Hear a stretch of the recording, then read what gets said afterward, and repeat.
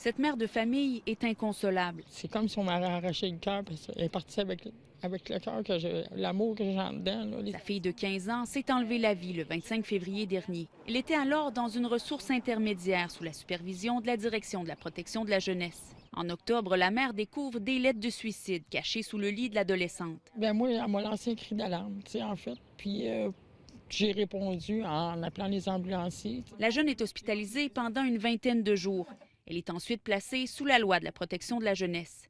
L'adolescente habite dans une résidence de groupe où elle est libre de ses allées et venues. Sa mère estime qu'elle prend du mieux après quelques mois. Mais à la mi-février, elle envoie une autre lettre contenant des idées suicidaires à un ami.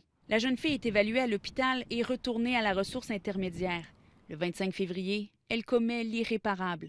Plutôt que de se rendre à l'école, elle s'enlève la vie dans sa chambre. On l'a trouvée assise par terre et tout, avec une lettre près d'elle. Là. C'est quelque chose que je ne souhaite pas à personne du tout.